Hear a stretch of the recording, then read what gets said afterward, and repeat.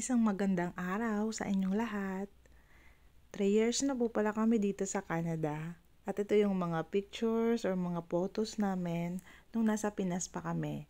December 1, 2021, ito yung gabi na paalis kami sa Bicol. Maraming pumunta sa bahay, mga kapamilya at mga kapitbahay namin. Nakakatuwa at ang sarap sa pakiramdam. Ewan ko ba bakit hindi talaga maiwasan umiyak kapag aalis. Kahit nga yung mga alaga ko, parang nalulungkot din sila. Iba kasi yung bigat ng pakiramdam kapag aalis talaga. Kasi yung mga tao na maiiwan, lalo na si lola namin. Ilang taon din kasi na siya nag-alaga ng aking mga anak. Siya kasi yung naiiwanan ko kapag nasa trabaho ako.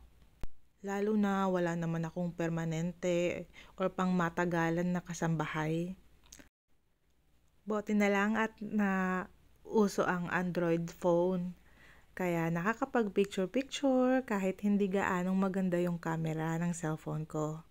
At least may memories. Dumaan pa nga kami sa Ragay para kunin yung Vita Plus na baon ko dito. Ito nga pala si Sir Noknok, yung driver. At ito naman si Ate Marie, yung tinulugan namin sa Marikina. At tinuluyan namin. Kasi during that time na pag-alis namin is COVID time. Kaya itong picture na to ay papunta kami dun sa testing center. Kung positive man or negative. Buti na lang at negative. Nakakatakot mag-positive sa COVID. At ito na yung araw na paalis na talaga kami. December 5, 2021, si Ate Eden ang naghatid sa amin sa airport. Kasama namin sila Mama, Ate Marie. At bago nga pumasok sa airport ay kumain muna kami. Nakakainis lang kasi COVID. COVID time, kaya yan. Palaging nakamask. Parang kailan lang ang late pa nitong dalawa. At ngayon kapag makita mo, ang lalaki na nila at ang tatangkad. Maraming salamat nga pala Ate Eden sa paghatid.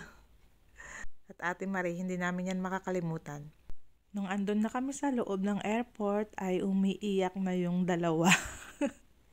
Pati ako naiyak na rin talaga. Pero syempre, alangan naman na umiyak na ng umiyak. Kaya dapat i-comfort sila at lakas ng loob lang. Ito nga pala yung first international flight namin. Kaya syempre sa una ay parang tatanga-tanga pa. At hindi maiwasan na mag-worry or mag-isip ng mga bagay-bagay. Palagi naman kumukontak si husband para i-guide ako. Ito nga pala ay nasa Toronto na kami sa immigration. Napakalawak pala ng Toronto Airport. Sumakay pa nga kami ng train para sa connecting flight. Dahil dun yung terminal namin sa kabila. Nag-COVID test din kami nung kami nasa Toronto Airport. At marami pang proseso, mga online. Pero naging smooth naman yung flow ng pagiging first time namin. Mababait ang mga tao at wala namang bayad magtanong. Maulan sa Toronto that time at ito na nga nasa airplane na kami going to Montreal, Quebec. Si husband naman ay naghihintay na sa amin that time. At heto na nga, first time makakita ng snow. So, nasa Montreal, Quebec na kami. At naghahanap na ng exit after makuha ang mga bagahe. Yan, sinundo na kami ni husband gamit ang kotse niya na red.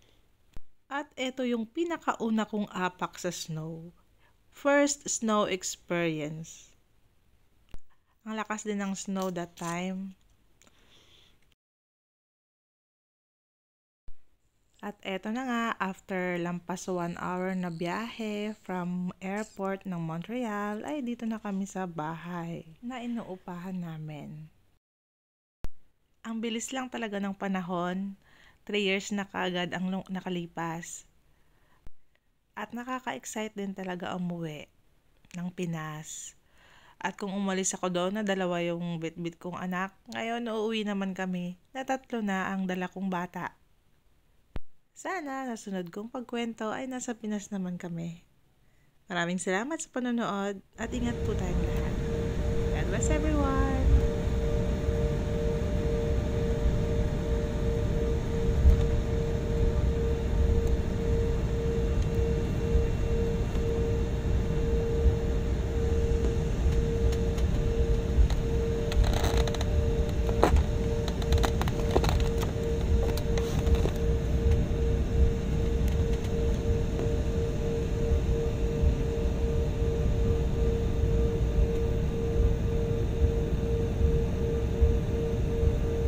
Chronique.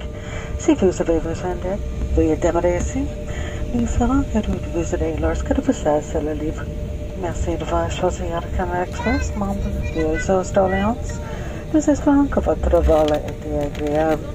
Nous vous souhaitons un voyage sûr et mémorable où que vous soyez. Merci et bonne soirée.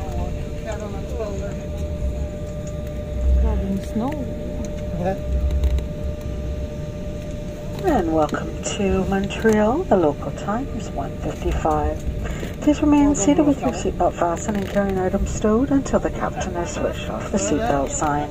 Smoking is not permitted and mobile receiving and transmitting functions may now be used. Before leaving the aircraft, please ensure you have all your personal electronic devices. If you require assistance in deplaning, please remain on board and we'll be happy to assist you once the hours have cleared. Thank you for choosing Air Canada Express, member of Star Alliance. For your travel plans today, we hope you had a pleasant flight. And wherever you're traveling, may your journey be safe and memorable. Thank you once again for joining us.